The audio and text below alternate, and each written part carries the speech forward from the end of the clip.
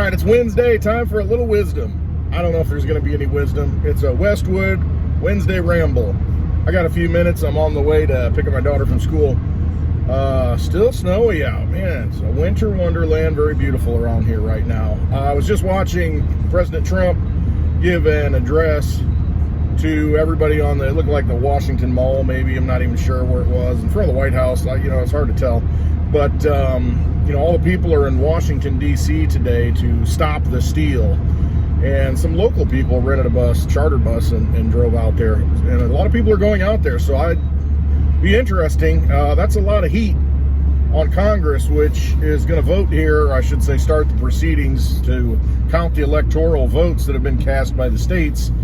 They're going to start that procedure here in about 10 minutes. So when you have a lot of people like that, that's a lot of pressure.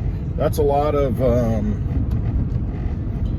that's a lot of heat on politicians. When you write a letter to a politician, they take notice because you take the effort to do it. When you show up to that person's office, they take notice because you took the effort to do it. How many of all of us done that? You ever written a letter to your congressman or even sent an email?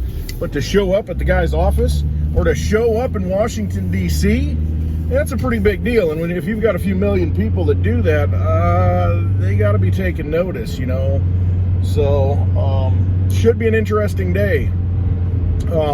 Constitutionally, in a little bit of uncharted waters. There's a couple of things that could happen. You could see Pence, who's presiding over the proceedings, send the stuff back to the states and say, hey, you need to recertify it or figure it out. May just say, you know what, this stuff's garbage. We don't have enough electoral votes. It's all in question. We need to just have a House vote like the Constitution says. Then it's per state in the House of Representatives for president.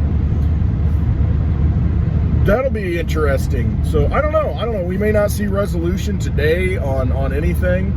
Just know that a lot of people are making their voices heard, and they're going to Washington, D.C. Get off the political rant a little bit. I want to talk about crypto. Cryptocurrencies have really been rolling up overnight. You see a few of them like Stellar Lumens, XLM, and doubled in price. Yes, doubled in price. If you're new to cryptocurrencies, you're going to see that this year. You're going to see a lot of that this year. And, don't go chasing it after it's pumped up, because usually it'll come back down. So, if something's 20 cents and then it goes to 40 cents overnight, you got to do the opposite of what your guts kind of, your emotions are telling you. Let's say that. Just sit back and think, okay, wait for a little pullback, and it does. It pulls back, and then get it. The thing I saw with XLM is that on the swap platforms, when you're swapping different coins, 4 different coins, you couldn't swap for or out of XLM while it was pumping. And you'll see that a lot. In exchanges, when you want to get rid of the stuff, you can't get rid of it. So one of the lessons that I've learned is don't hold a bunch of garbage that you really don't want to be holding. Do your research on the product and the project, and hold those coins that you really wouldn't mind being stuck with. And then, keep those kind of not tradable. Hold them. They call them the hodl bags. Hold on for dear life bags. Keep them locked up to where you don't even touch them. And then have a stash. If you're going to trade and try and do that stuff and gain more coins, have a certain amount of those set forth so that you can just use those and don't touch that hodl bag. Just let that sit back there. That's your retirement. That's your savings account. Don't touch it. Just imagine it's locked up in an IRA or something, or a certificate of deposit, and you can't get to it. And just leave it alone. Because inevitably you're going to trade out of something, and then, oh my gosh, that what I traded out of just went up 50%. What I traded into, hasn't moved. And, you just beat yourself up. It's like going to a casino. I should have bet on black. I knew I should have bet on black, and it came up red. And then, then you bet on red, and that does the opposite. And then pretty soon, green comes up and you lose. You can't second guess yourself on that stuff. You got to do your research. You got to look at it and say, I like this project. I like the people behind it. Like me, I like Litecoin. I love Litecoin. It's sound money. It's if you like Bitcoin at all, you got to love Litecoin. unless you bought it and sold it, and lost money at it, and now you're ticked off. That happens. That's all emotional, though. But if you detach from the emotional side of it and you start looking at it and you realize the fundamentals of what that project is, what that coin is, you don't mind holding it because it's going to go way up in US dollar terms. The purchasing power of that coin is going to go up, just like Bitcoin. It seems like it took forever. Oh my gosh, when's it going to go up? When's it going to go up? When's it going to go up? Then when it does, boom, look at it. Every day, and you can't even get any now. It's so much money. But Litecoin, you got to look at Litecoin. If you're interested in getting into Bitcoin at all, man, look at Litecoin. You got to look at it. There's only 4 times as many as Bitcoin, and it's a scarce asset. It's a finite supply. That's where this big money is going to roll into. That's why you see these big players like PayPal and Grayscale, accumulating Litecoin, or making Litecoin available, because it's going to soak up a lot of money because it's been around for 9 years. And I mean, it's a solid network. It's an OG, original gangsta, a coin that has confidence built into it. And so big money, that's what they're looking for. If you're a millionaire, multi-millionaire, you're not going to be putting your money into, high risk assets, high risk cryptos. I mean, you may put a very small portion of it into that, and maybe get a moonshot, but you're going to put the majority of it, the lion's share, into the big boys. You're going to be rolling into Bitcoin, and that's what you see them doing. You're going to roll into Litecoin. You're going to roll into Ethereum, and I'm not a big fan of Ethereum. I'm not, because it's not really a cryptocurrency to me.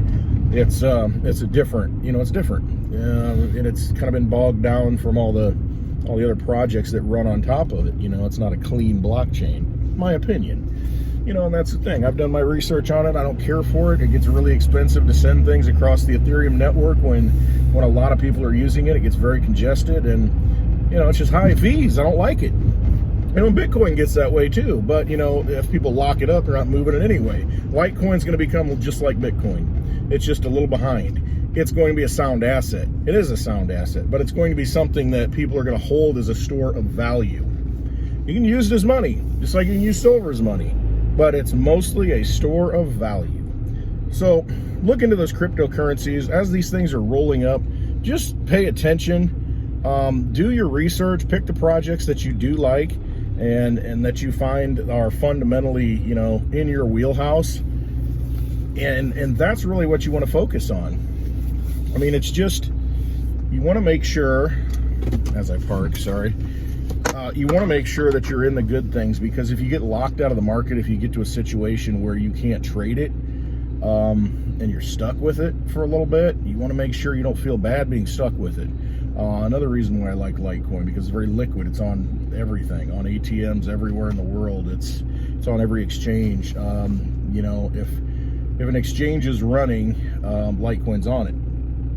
So, it's just something to take in mind, take into consideration.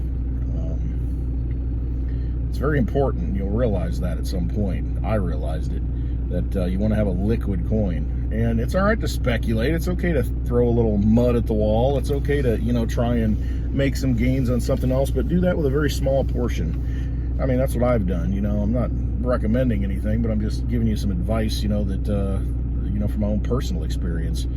And, just a little wisdom on a Wednesday, right? So, that's about all I got to say. Should be interesting on the political side of things. I think we're going to get some constitutional lessons.